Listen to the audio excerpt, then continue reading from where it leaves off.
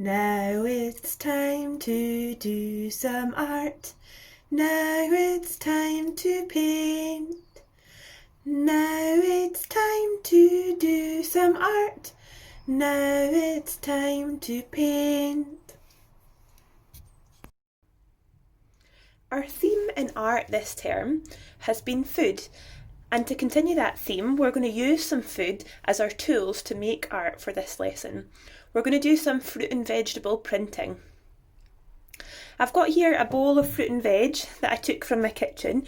You don't have to use these exact fruit and vegetables, you can use whatever that you can find in your own kitchen, things that you've got spare, even things that maybe have gone a little bit bad. It's a great way to use up extras, or this apple's a bit past its best, it's gone a bit soft and it's got a big score in it. It's a perfect way to use what you might not be eating. As I said last week, the exploring the materials stage of art making is probably one of the most important and beneficial stages of the whole art making process. So take some time to really explore your materials. Whatever it is you've got, use as many senses as you can to explore. So use your hands, touch the fruit and veg, feel how the different skins feel in your hands. Do they feel bumpy? Do they feel smooth? Are there ridges? Are they squashy or hard? Do they make any noise when you touch them?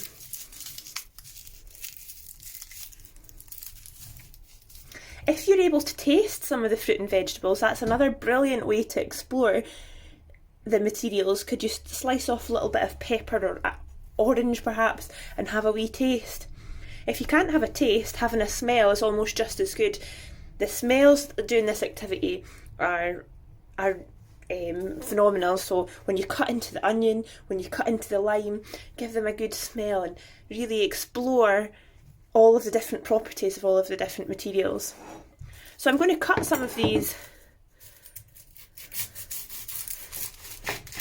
vegetables now. I've got my onion. I've cut it this way because I really like that overall onion shape. It's given me the ridges, the inside of the layers. I'm going to cut my pepper in half. You'll need some support with this stage of the activity because you're probably going to have to use a really sharp knife.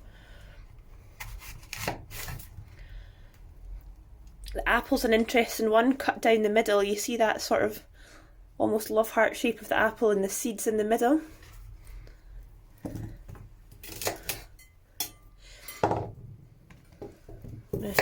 Continue chopping here. Already I'm getting a whole waft of different smells coming up at me. The onion and the orange in particular I'm really getting strongly, and I'm from a distance here, my nose is quite far from these fruit and veg.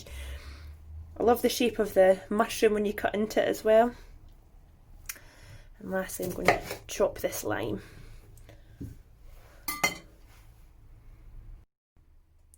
So now that I've got my fruit and veg ready, chopped, I've got a piece of paper to print onto, and I've put out some paint. What I've done is I've matched the colours of my fruit and vegetables with the ready mix paint that I've got here. You don't have to do that. You don't have to match the fruit and vegetable with the colour of paint, but I thought it would be a nice way to start off. So I'm going to start with a little section of lime and dip it in this lime green paint here, and let's have a go, see how that looks when I print it. Sometimes the first or second print aren't the best, and when you start to have a little less paint on your fruit or veg is when you actually start to get the best print. This lime is really juicy, and I think some of the juice from the lime is coming out and mixing with the paint, which is making it a little bit watery, so I'm maybe not getting quite as good a print off the lime. Sometimes if you leave the fruit or veg out a little while to air, it becomes a little drier and you actually might get a better print. I'm going to try next this celery. So I've got a different shade of green here for the celery. I'm going to dip that in there. Again, I'm going to try 2 or 3 prints to see if I can get a nice shape quite like that the celery is almost like a little smile there. Celery and other long sort of vegetables like carrots are really good if you maybe struggle to grasp something small and round like a lime. This gives you a lot more to grip onto with your hand, and if you need some support, there's a lot more space for the person supporting you's hand as well there. So that's a good tip. I'm going to put my carrot in the orange paint here and get some lovely nice round circles with the carrot. I think I'll try the apple next. That's the one I'm most interested to see how it turns out here. The shape is quite an interesting one, so I'm just going to dip it in the red paint and have a wee go with that. It's a very juicy red.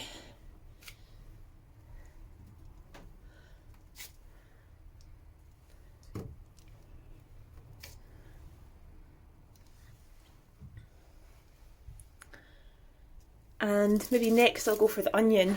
The onion again is one that I've been kind of looking forward to. It's quite an interesting looking shape.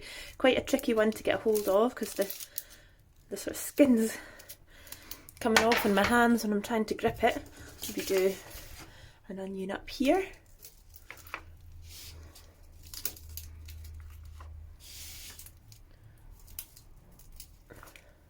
I think that third one's probably the best. You can really see the shape of the layers of the onion.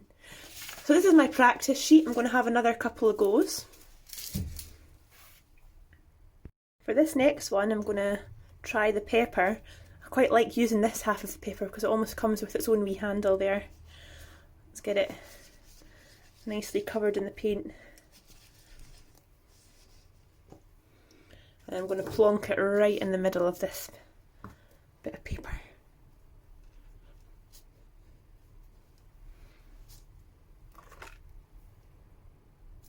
Almost looks like a little flower, that one.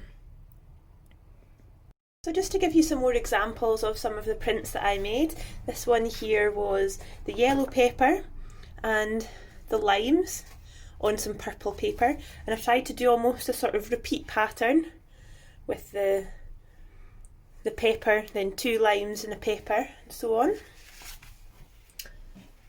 This one here was the mushrooms and the carrots on black paper, and I thought that was really effective. The contrast between the orange and the white paint on the black paper was really effective. This one here was oranges and apples.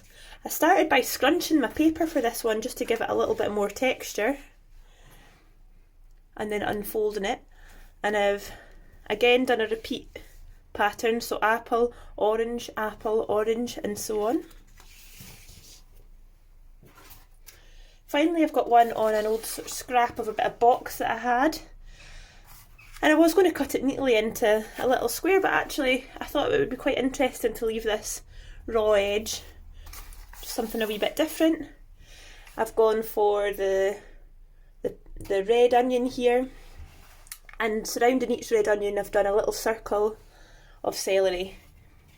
So be experimental with the papers that you use. You can try different colours, try scrunching them and unrolling them before you print on them. Even try finding recycled bits of paper and card that you can find around the house. For example, a bit of an old box, even an old newspaper or a bit of wrapping paper might be quite an interesting surface that's already got some images or some text or whatever that you can print over the top of. You might come up with some really interesting images that way. So I'd love to see what you come up with when you do your fruit and vegetable printing. Remember, you don't need to have as many fruit and veg as I had. Even 1 or 2 vegetables will be more than enough to do fruit and veg printing. Take your time to explore the materials before you use them with the paint.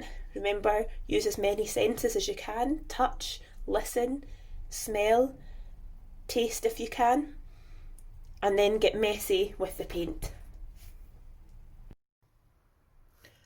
Art is finished, art is finished, now it's time to stop. Now it's time to stop. Now it's time to stop.